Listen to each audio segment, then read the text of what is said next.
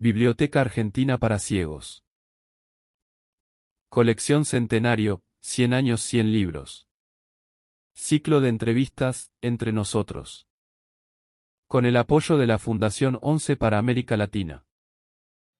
Hola, hola a todos y todas. Un gusto saludarles en este primer episodio del ciclo Entre Nosotros. Conversaciones con autoras y autores de la colección 100 años, 100 libros de la Biblioteca Argentina para Ciegos. Mi nombre es Adriana Rodríguez. Tengo el enorme placer y el privilegio de coordinar este proyecto que está llevando la Biblioteca Argentina para Ciegos con el apoyo económico de la Fundación 11 para la solidaridad con las personas ciegas de América Latina. Y me complace muchísimo iniciar este ciclo en el que vamos a poder conocer a los autores que están detrás de las maravillosas líneas que vamos a tener oportunidad de disfrutar en cada uno de los 100 títulos que conforman esta colección que celebra el primer centenario de la biblioteca y que, bueno, tiene como objetivo acercarnos como lectores y lectoras a nuevas creaciones venidas de distintos rincones de nuestra región latinoamericana. En este caso, en esta primera ocasión, estamos muy felices, estoy muy feliz de poder compartir acá este Zoom que ustedes estarán viendo a través del canal de YouTube de la BAC con una autora uruguaya que nos acompaña hoy desde Montevideo, que se llama Virginia Mortola. Vamos a conocer un poquito su semblanza biográfica y después vamos a conversar con ella. Virginia Mortola nació en Montevideo en 1975. Ella es psicoanalista, escritora y docente. Es magíster en libros y literatura infantil y juvenil por la Universidad Autónoma de Barcelona y se ha especializado en el estudio y la difusión de este importante género. Ha publicado varios libros para niños y niñas, entre ellos La ventana de papel, novela ganadora del premio Ópera Prima a las letras del Ministerio de Educación y Cultura de su país, cuentos de disparate y terror, Sin Salabim, Tres palabras mágicas, Estrafalarius, Postales de una vida y Jardín ambulante. Ni Dios sabía que es el libro que eh, integra la colección 100 años, 100 libros. Es su primer libro dirigido al público adulto y es para nosotros un orgullo poder contarlo con el número 28 en la colección. Así que, sin más, te saludo, Virginia, te doy la bienvenida a Muchas Entre gracias, Nosotros. muchas gracias por esta invitación tan linda, la del libro y la de conversar hoy. Sí, nos interesa mucho conocerte y poder conversar contigo tu, sobre tu libro, sobre las cosas que están detrás de esta creación que vamos a estar pudiendo disfrutar a partir de ahora en una versión en formato accesible en braille. Y lo primero que quería consultarte es por el título, porque muchos lectores llegamos a los libros justo porque hay algo que capaz nos llama la atención de esa pequeña frase que está ahí y que de algún modo es una pequeña ventanita que se nos abre hacia el resto de los textos, ¿no? Este libro que contiene 10 cuentos, cada uno muy particular, se llama Ni Dios sabía. ¿Me cuentas cómo vino el título? Sí, el título es a su vez el título del primer cuento, y es la niña protagonista de ese primer cuento que pensando en su abuela, dice que ni Dios sabía las cosas terribles que podía ella pensar o algo así. Me gustaba esta idea de pensar que hay cosas que son tan complejas de acceder que hasta este, van mucho más allá del propio Dios, más allá de que uno sea religioso o no, ¿verdad? La niña tiene todo un rollo ahí con la religión, el diablo, y las cosas, porque en su familia, en ese contexto, hay algo de eso, por eso ella trae, en ese caso, a Dios.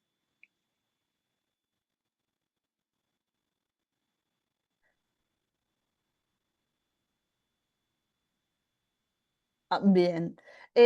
Sí, este primer cuento es muy interesante porque justo esto que estabas comentando de, de la niña y este contexto familiar más bien un poco autoritario contra el que ella está permanentemente luchando o parece estar luchando por ganar privacidad, por ganar autonomía o libertad. Em, me llama la atención porque pienso también en que hay todo un espejo de lo que son los tabúes y las, digamos, pequeñas represiones de las que todo, permanentemente somos, eh, digamos, víctimas, no sé si sea la palabra más idónea para expresarlo, Ajá, pero que pero nos entiendo, sí, están sometiendo, digamos. sí, que recaen sobre todos y todas nosotros, sí. Exacto, Sí, también estaba esa intención. sí, porque yo además de escribir, soy psicoanalista, entonces trabajo mucho con escuchando pacientes, escuchando personas y trabajo mucho con niños también.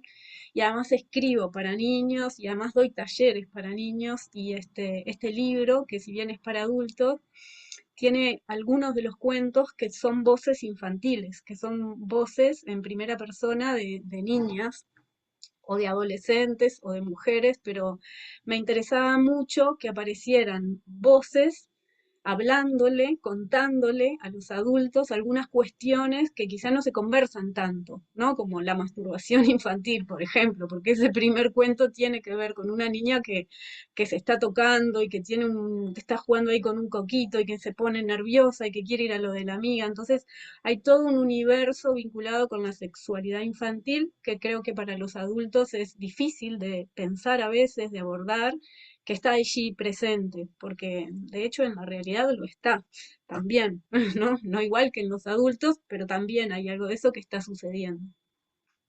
Y sí, creo que los cuentos en general, a mí lo que me pasó cuando escribí este libro, que me llevó mucho tiempo, es que me angustiaba cuando, cuando lo estaba escribiendo, porque la mayoría de los cuentos son duros.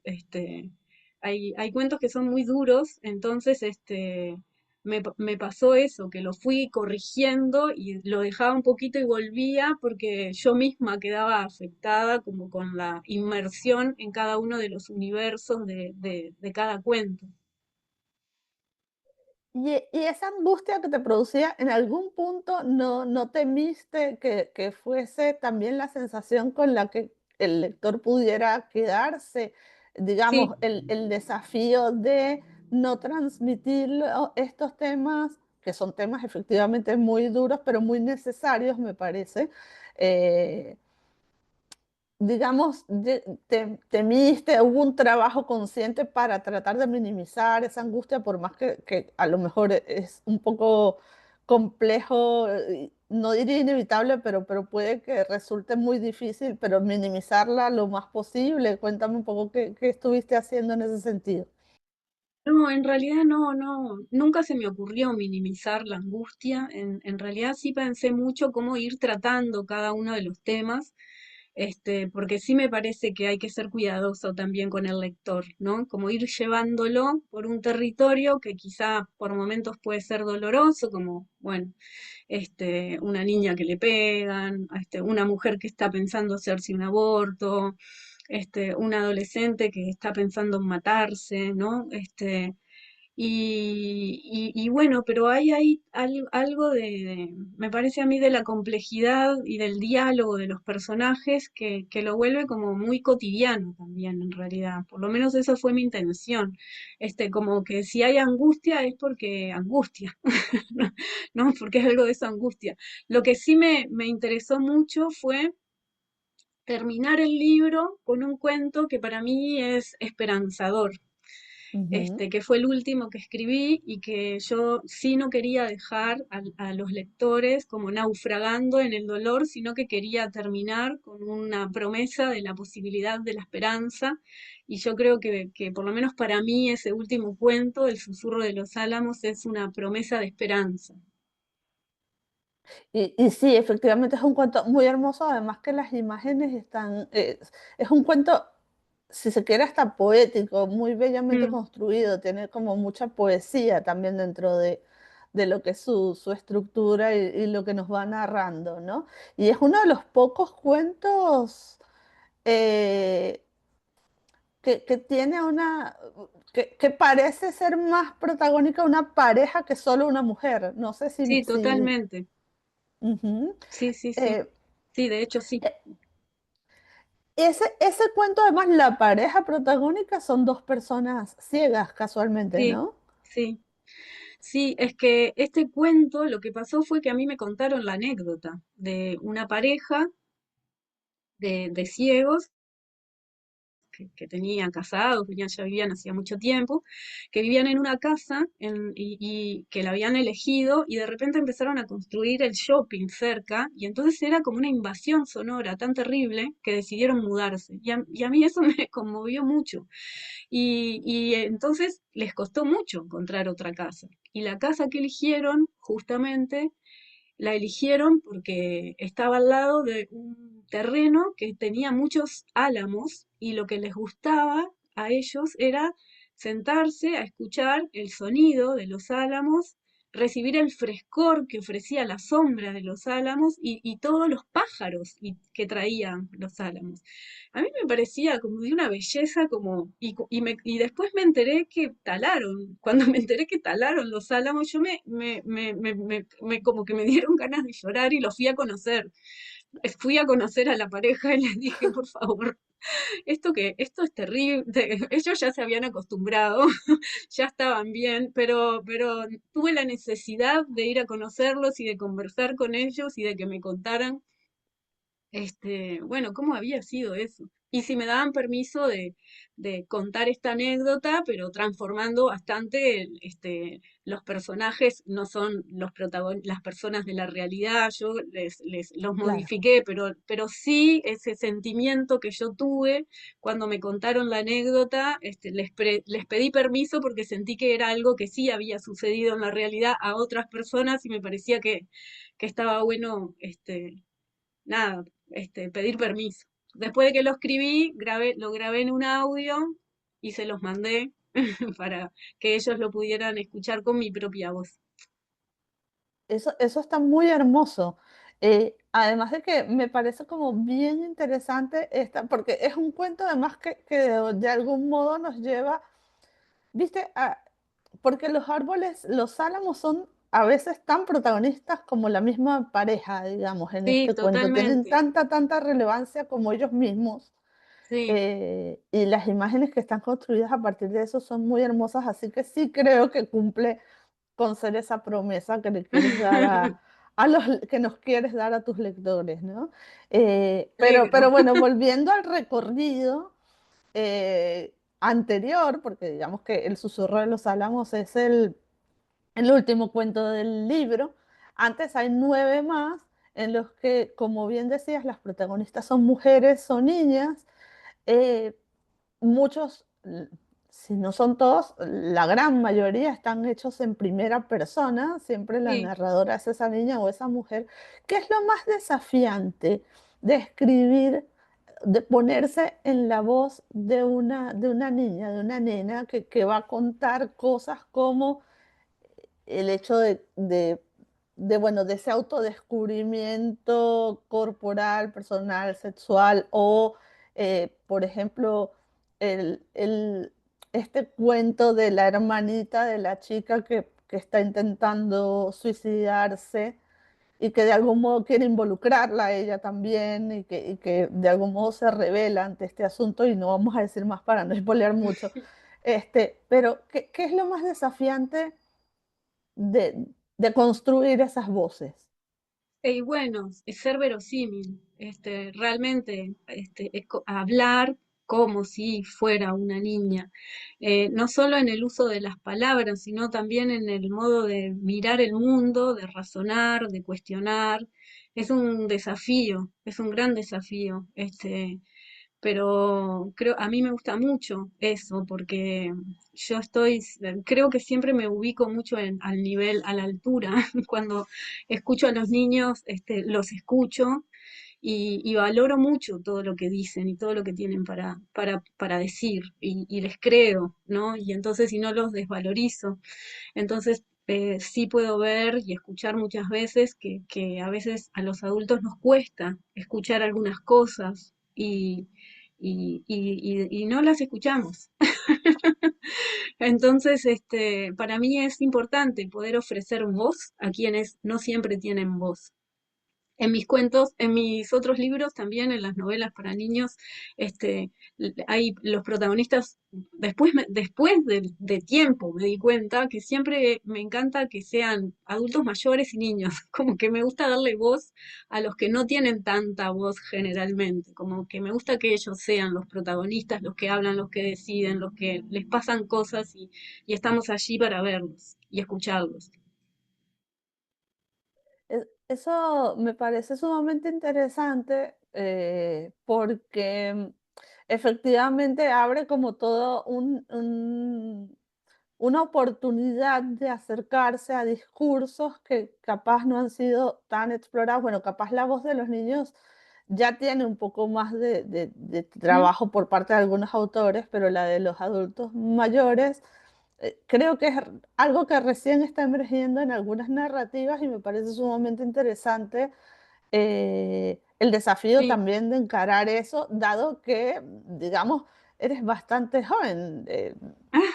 Todavía no estás en la franja etaria del adulto mayor, así que digamos que hay que entrar en una atmósfera y una voz que es muy diferente a lo que es tu realidad, digamos, desde el punto de vista de tu edad, sí, ¿no? de mi vida, sí, sí, sí. Ujú, Pero bueno, ujú, Úrsula Le Guin decía que contar es escuchar, y a mm. veces tiene que ver con eso también, ¿no? Con estar como atenta, que la escucha esté atenta, no solo a lo que a mí en este caso me interesa o a mi entorno, sino como las otras voces en relación a los contextos, las edades, las vivencias. No todos habitamos este mundo de la misma manera, eso pienso yo. Eso es completamente cierto. Otra cosa del escuchar es el poder reproducir, por ejemplo, que en el libro hay varios cuentos que lo tienen, diálogos. Ah, Los diálogos técnicamente son de las cosas más difíciles de hacer narrativa porque son como esa pata flaca que le puede quitar verosimilitud a los sí, textos. Tus diálogos son muy dinámicos y son muy creíbles. ¿Qué haces para lograr, digamos, yo tenía un amigo escritor que decía, no, yo me pongo por la ventana y escucho a la gente y trato como de marcarme la cadencia de algunas palabras clave, alguna cosa. yo Hay me habla solo adentro, no sé, es como que se me recrean las conversaciones.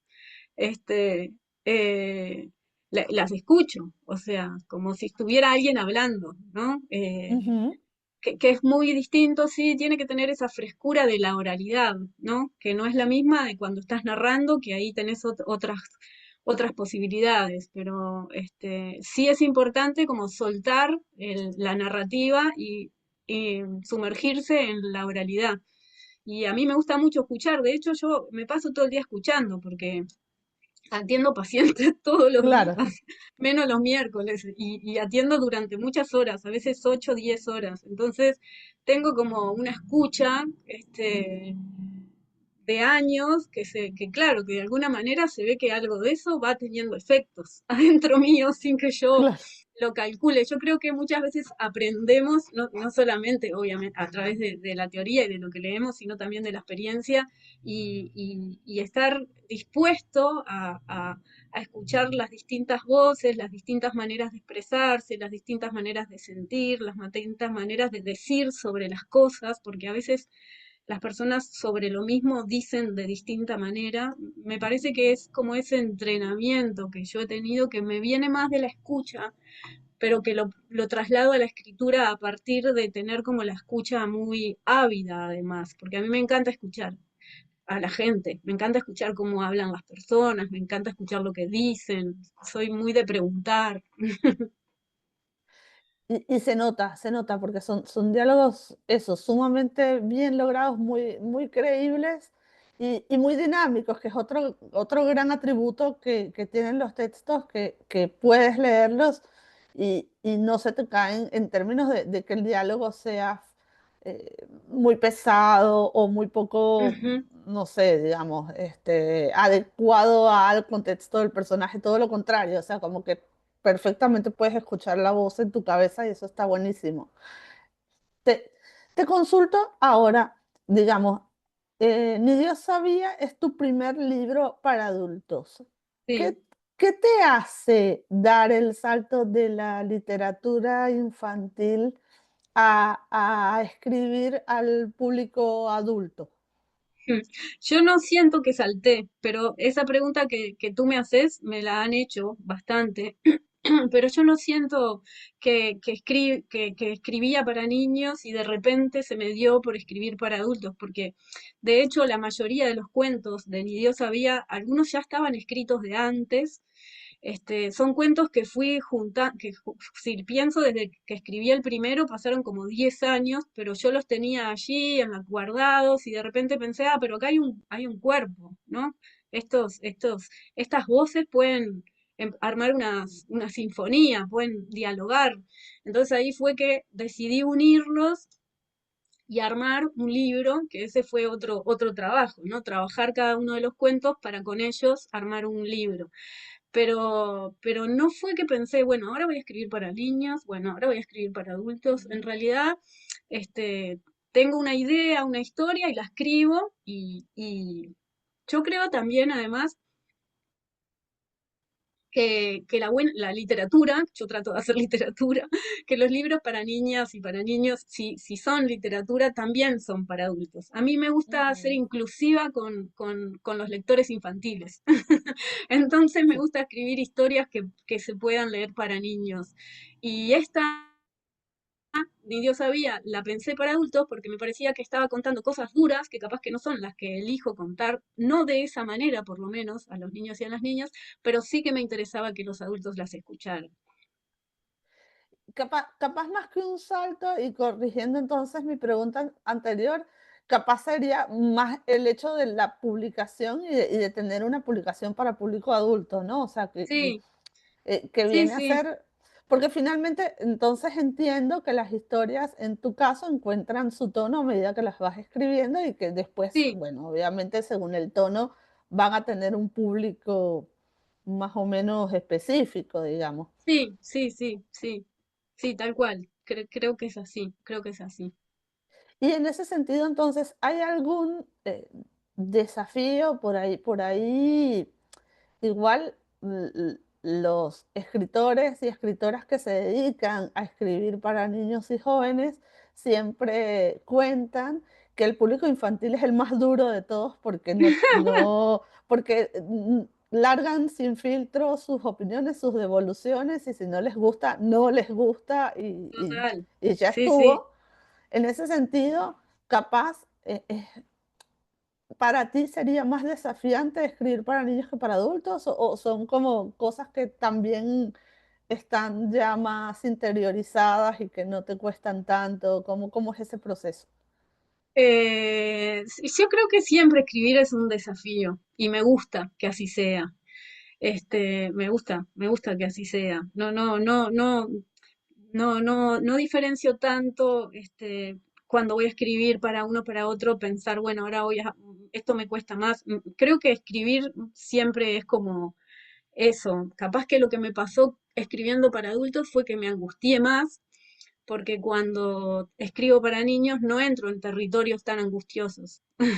Si bien hay historias que tocan la muerte, la enfermedad, lo que sea, pero de otro modo, ¿no? De otra manera, no con esa agudeza, quizá que me permito cuando voy a escribir para adultos, que no los tengo que cuidar tanto. No escatimo en términos de temáticas cuando escribo para niños, porque me parece que se puede hablar de casi todas las cosas. La cuestión es cómo, de qué manera, ¿no? Cómo se va acompañando. Y sí, creo que con los adultos no tengo mucha piedad. Y que con los niños soy más amorosa y esperanzadora en la escritura. Quizá sea esa la diferencia. Que no es que yo lo piense mucho, pero esto que vos me preguntes es muy precioso porque me hace pensar también y poder como, a veces yo escribo, mucha gente escribe o hace cosas y de repente empezás a descubrir en la medida en que repetís la escritura y empezás a descubrir, uy, otra vez apareció esto, otra vez esto, mirá, esto se ve que para mí es importante. O cuando estas instancias de preguntas son buenísimas porque a mí siempre me hacen como reflexionar y pensar sobre lo que hago, que a veces en el momento no lo estoy reflexionando, viene a posteriori. Otra cosa interesante es que además son textos de corta a mediana longitud, o sea, la extensión no es tan de largo aliento, entonces, digamos, eso contundente que estás contando puede llegar a ser incluso más contundente por la economía de recursos con la que nos lo estás narrando, digamos que eres Sí, más, más directa, más específica, más concreta y eso puede ser muy interesante, pero al mismo tiempo tiene un efecto mucho más, eh, ¿cómo decirlo? Genera un shock mayor capaz en los sí, lectores. sí, Esto, me gusta hacer, ujú. ir al grano, como quien dice, no dispersarme mucho, sino decir lo que voy diciendo y tratar de elegir las palabras y no adjetivar tanto, Ujú, es- ujú. y ser como cuidadosa en la elección de las palabras y en el modo de ir encadenándolas y, y me gusta ser sucinta, sí. Decías hace un ratito que entre el momento en que escribiste el primer cuento y el momento en que ya terminaste como con el conjunto ya pensado como libro, por lo menos pueden haber pasado unos 10 años aproximadamente, pongamos, ¿no? Sí, sí, sí, sí. Em, Eres de esos escritores que tienen mucho, que son más morosos, más detallistas con la corrección, incluso que con la escritura misma, o sientes que le dedicas igual cantidad de tiempo a las dos cosas. ¿Cómo te definirías en ese Me, me sentido? gusta, me gusta dedicar tiempo a las dos cosas. En el primer momento Ujú, de escritura, estoy más ansiosa generalmente porque no siempre tengo un final, que lo sé, ¿no? A veces sé el final, pero no sé qué va a pasar, entonces yo voy como construyendo, tejiendo en la medida en que voy escribiendo y eso me da a veces como una ansiedad de que me gusta llegar hasta el final, pero bueno, también me gusta atravesar los momentos de incertidumbre, no es que me gusta, aprendí a tolerar los momentos de incertidumbre, de si hay que esperar un poco, cambiar lo que haya que cambiar. Y me parece muy hermoso cuando ya está ese universo construido, empezar a corregir y a editar, ¿no? Esa parte yo la disfruto muchísimo, porque estoy más tranquila porque ya está construido el mundo. Es como que como si ya tenés la torta y ahora hay que decorarla, ¿no? Ya hay un universo y yo ahí me dedico a, a- a editar, bueno, a dar más espesor a algunos momentos, a sacar lo que sobra, a ver que si todo es coherente, si es verosímil, y bueno, a ver cuál es el ritmo, cómo viene el ritmo. Y eso me gusta muchísimo, eso lo disfruto mucho. Quiero hacer un pequeño paréntesis para hablar de ti además como lectora. ¿Qué son las cosas que más disfrutas leer? Ah, bueno, yo leo mucho ensayo, Ah, mira. pero me gusta mucho leer poesía. y me gusta mucho leer cuentos, más que novela. Me gusta, no, no es que no me guste leer novela, me gusta, pero disfruto mucho más la lectura de cuentos y, y poesía. Leo mucha poesía. Y leo mucho álbum ilustrado, porque como me dedico a la literatura infantil también, me gusta mucho como leer como los álbumes ilustrados. Y en este momento, ¿qué tienes en tu mesa de luz para leer? En este momento, en mi mesa de luz tengo un libro de poesía de Circe Maya, que es la poesía completa de Circe Maya. Tengo un libro que es una versión para niños de La pelota de Feliberto Hernández, que está ilustrada por Diego Bianchi, que es un libro muy, muy bellísimo, acaba de salir. ¿Y qué más tengo arriba de la mesita de luz? Tengo una montañita arriba de la mesita de luz. Bueno, los dos ejemplos que has puesto están súper bien y sirven como recomendaciones. Muy bien. Ahora, volviendo al tema de la escritura, habiendo ya publicado un libro para adultos, ¿quieres seguir publicando para adultos? Sí, sí, ¿Tienes sí, algún proyecto por ahí ya en sí, sí, puerta? sí, sí. Excelente, Mi, excelente. mi plan, mi objetivo es dedicarme el año que viene a escribir una novela para adultos y tengo también varias ideas de cuentos que me gustaría armar otro libro de cuentos. Pues los estaremos esperando con Lo que mucho necesito es tiempo. gusto. Todos necesitamos tiempo, pero seguro lo vas a poder hacer, Sí, me sí, no, parece. este año, porque es muy difícil, hay que trabajar, hay que hacer muchas cosas. Ujú, Este año ya vine como organizándome para poder construir el espacio para el año que viene. O sea, ¿viste? Hay que planificar a largo plazo con estas total, cosas. total. Bueno, yo quisiera hacerte una última pregunta que suele ser la pregunta incómoda, pero que creo que nos puede servir a los lectores y lectoras bueno, para animarnos quizá a tomar ni Dios sabía en nuestras manos. Si hubiera la posibilidad de decir, vamos a romper el orden y vamos a empezar por algún cuento del libro, no importa si es el primero, si es el último, ¿cuál? ¿Cuál dirías que es el cuento de este libro que le recomendarías a un lector que lea, si quiere empezar, como una muestra de lo que es el libro? Uf, qué difícil, pero a mí hay un cuento que me gusta mucho que se llama Huecos Vacíos, que está casi al final. Y Ujú. El susurro de los álamos también lo quiero mucho. Es un cuento que le tengo mucho cariño. Bueno, ella le dijo que era difícil, pero no dijo uno, dijo dos, así que está muy bien. Es difícil uno lo que pasa. Sí, claro. Bueno, pero podría ser que dependiendo de cómo queramos comenzar, lo que sí le advertimos entonces a los lectores, que si empiezan por el susurro de los álamos, lo demás no va a ser tan No, ese va a ser, esperanzador. si empiezan por ahí, que se vayan preparando para que alguno sea un poquito más duro. Exacto.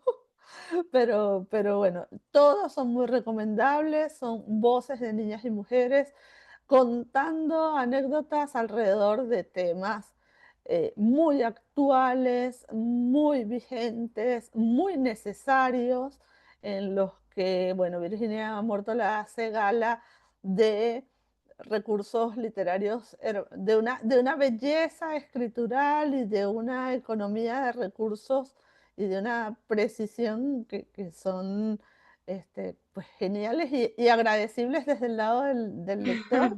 Queremos agradecerte un montón por acompañarnos en este episodio, en este primer episodio de Entre Nosotros, por ser parte de la colección 100 años, 100 libros.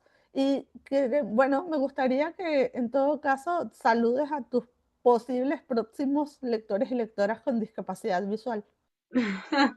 Bueno, yo primero me siento muy honrada por ser parte de esta colección, de verdad, de corazón me siento muy honrada de poder llegar a muchos más lectores. y como saludo es casi como, me sale más como un agradecimiento de, bueno, de estar ahí y quizá encontrarnos en nuestras voces, ¿no? Que es una cosa muy íntima. Hay algo que a mí me parece como muy emocionante, es que en un momento alguien agarra un libro, yo no estoy, pero estoy ahí en esa presencia contando algo que ya escribí y que eso puede generar como una intimidad entre el lector y yo, que capaz que estoy en otro lado, pero me parece muy precioso esa posibilidad del encuentro. Entonces, capaz que lo que les digo a los futuros lectores es, bueno, nos vemos cuando me encuentren allí entre los cuentos. Y seguro así será. Les recordamos, por supuesto, a quienes estén interesados e interesadas en pues leer Ni Dios sabía de Virginia Mórtola, les recuerdo que si son usuarios y usuarias de la BAC, pueden pedirlo en préstamo o solicitarlo para lectura en sala al sector de Biblioteca Braille y recuerden que tiene el número 28 de la colección 100 años, 100 libros.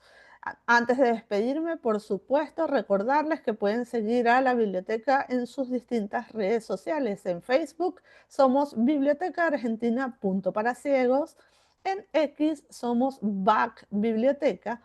En Instagram somos @Biblioteca Argentina para Ciegos y en este, su canal de YouTube, pongan la campanita para que puedan disfrutar de las distintas transmisiones en vivo, de los videos que vamos subiendo y por supuesto del resto de los episodios que iremos poco a poco dejándoles por allí de conversaciones entre autores y autoras de la colección 100 años, 100 libros que ahora están entre nosotros. Yo soy Adriana Rodríguez y ha sido un verdadero gusto acompañarles en este ratito y encontrarme con Virginia y será hasta la próxima.